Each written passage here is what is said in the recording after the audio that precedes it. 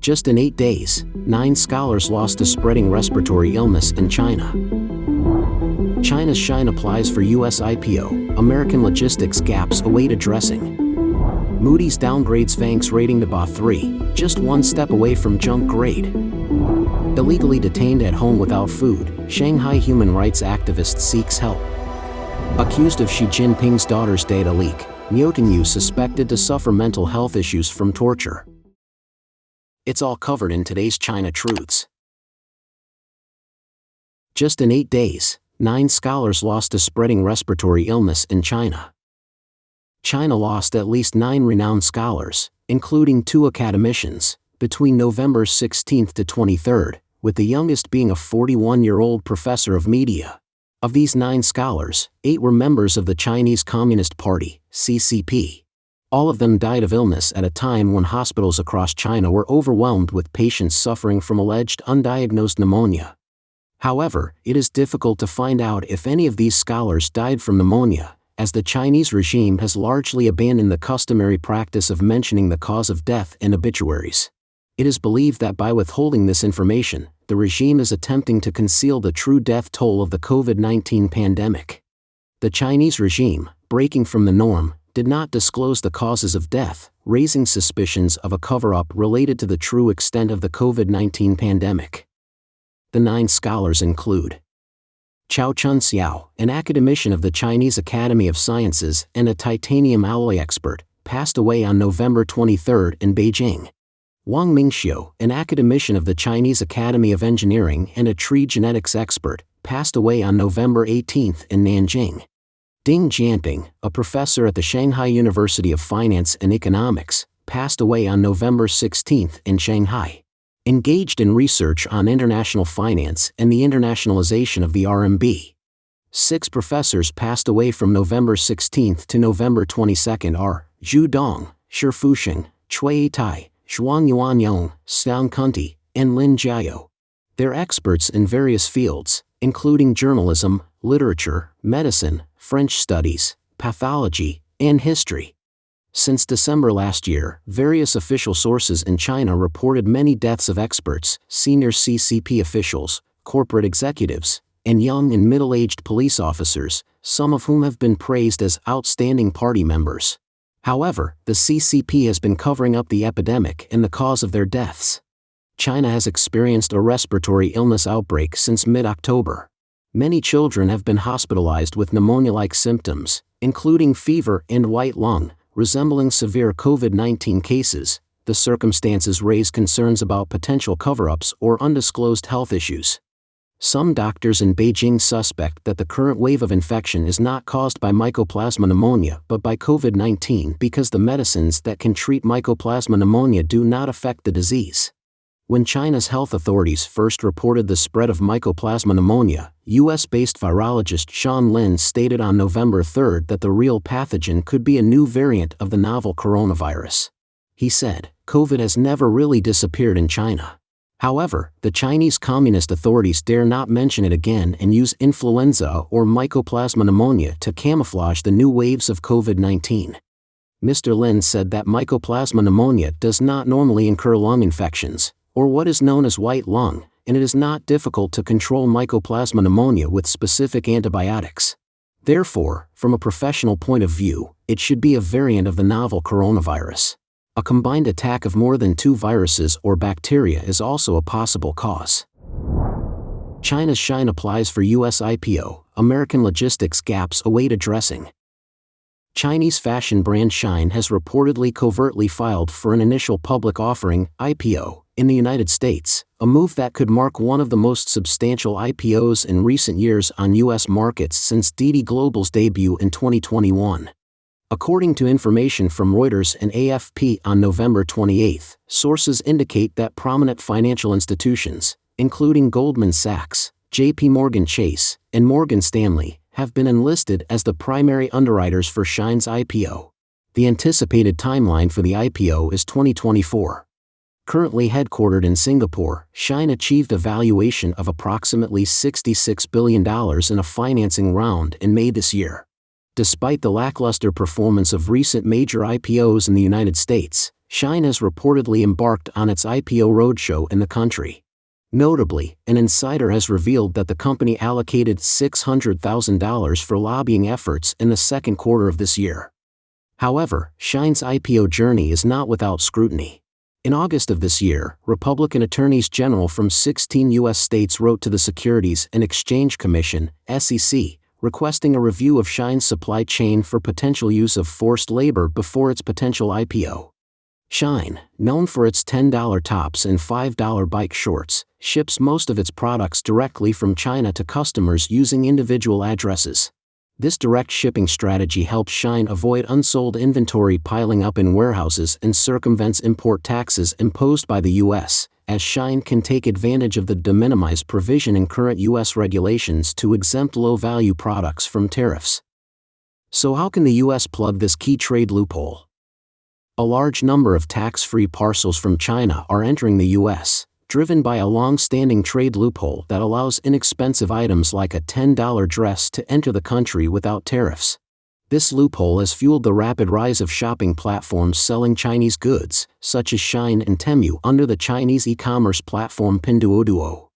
This situation arises because, according to an exemption provision in U.S. trade law, parcels valued at less than $800 are exempt from tariffs. While this exemption is open to all retailers, it is most commonly utilized by Shein and Tengyu, and in the future, it could include TikTok's new e-commerce business.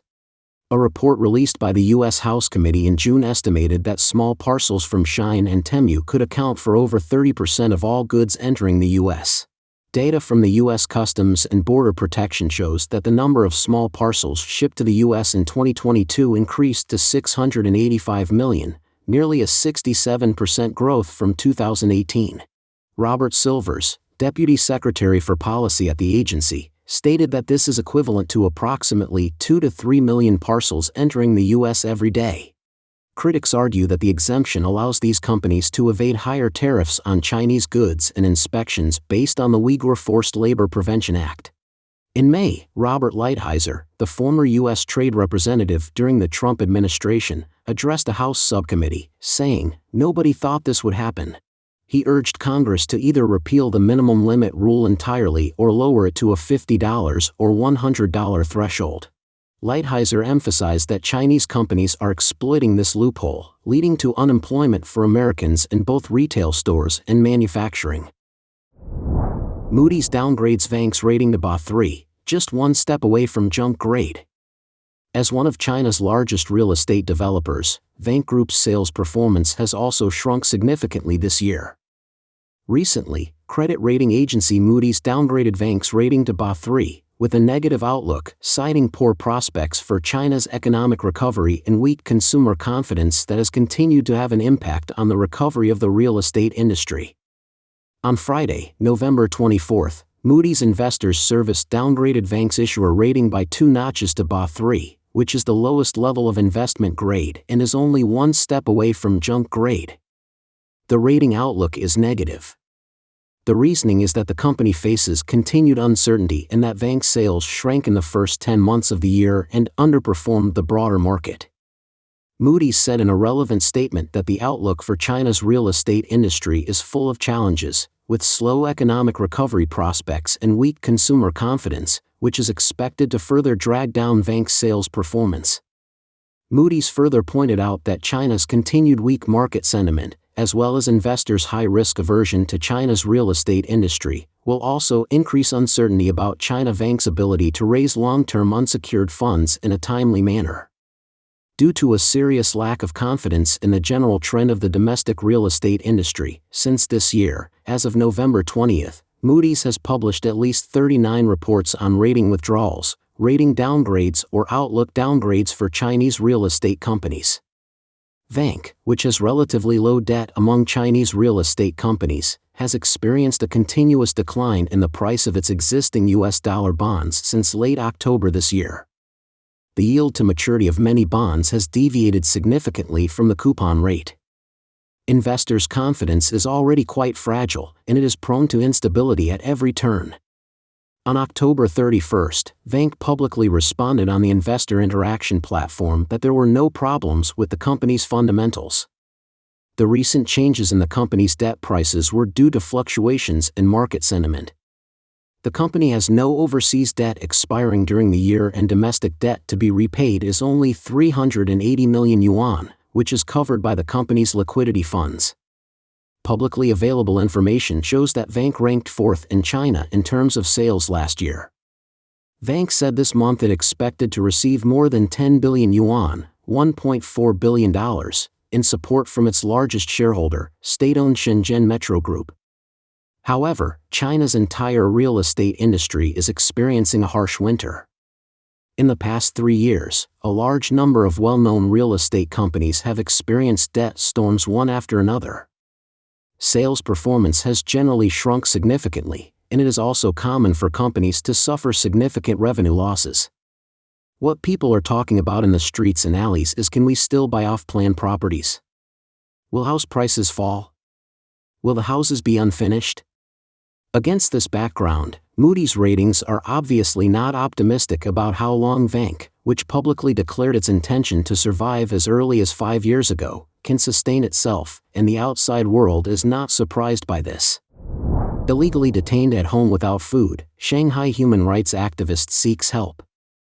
Recently, numerous human rights activists in Shanghai found themselves unlawfully confined to their homes by the CCP authorities. One such activist, Ding Xueping, a resident of Shanghai's Pudong area, urgently sought help online as she had been trapped at home for a month and was running out of food. Ding Xueping, a human rights advocate in Shanghai, had her residence forcibly demolished by the CCP authorities, receiving no compensation for her homestead. Despite facing repeated suppression over the past decade while persistently petitioning for her rights, she was intercepted in Beijing a month ago and forcibly returned to Shanghai. On the morning of November 27, Ding Xueping reached out online, pleading for assistance. She revealed that she had been unlawfully confined at home by authorities for a month and had been without food for 2 days. Ding Xueping shared her distress. "I've been under control at home since October 28. I have no food." Despite making numerous calls, including to 110 and the Citizen Hotline today, none have been answered. "I just want to eat. I want to survive."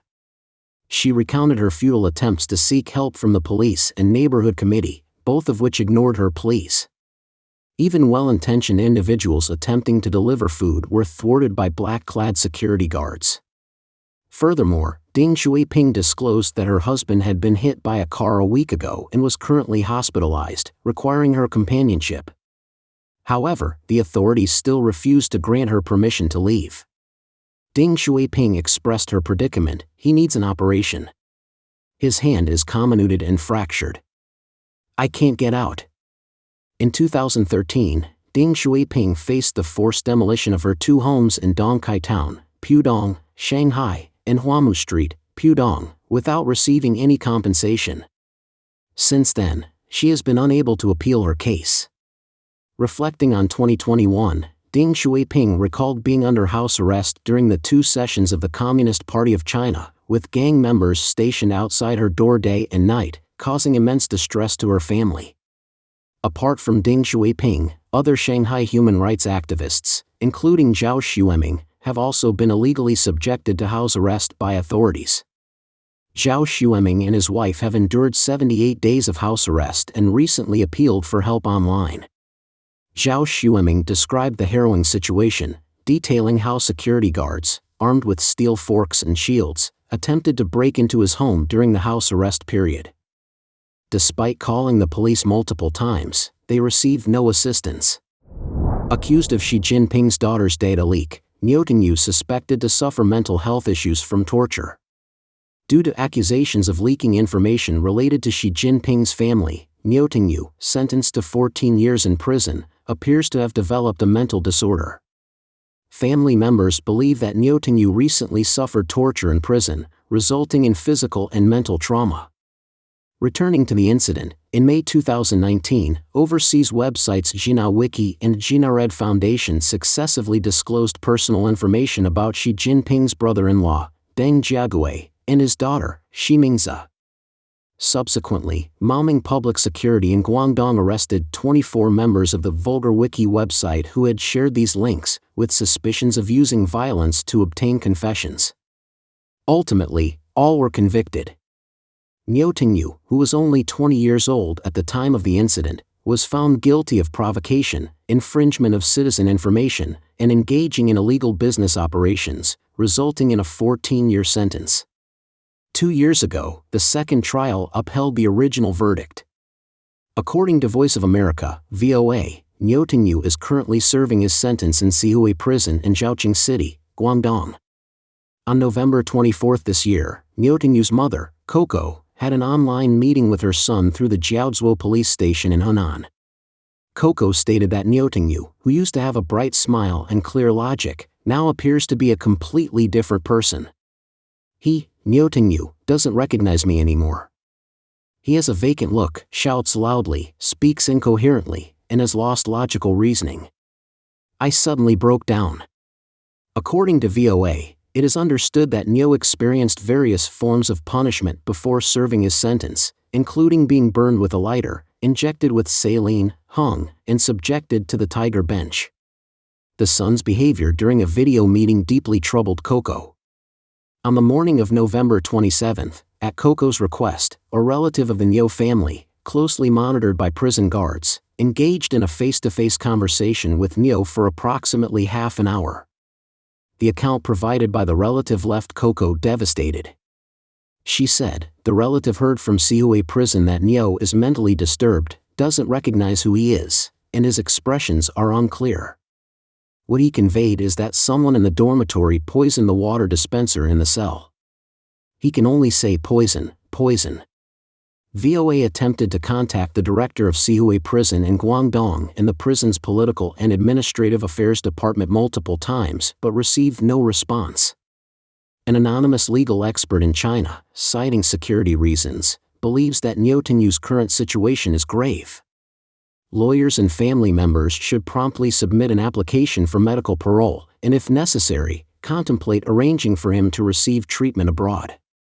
Legal expert, Chinese mental hospitals are even more distressing than prisons, highly frightening, and they tend to exacerbate the condition of mental patients without improvement. According to the law, as long as the family does not agree, he should not be sent to a mental hospital. However, given the current legal situation in China, my optimism is limited, so it's crucial to be prepared in advance. Don't forget to leave a comment in the section below to share your opinions on today's topic with us. Make sure to like and subscribe to see more interesting topics from China Truths.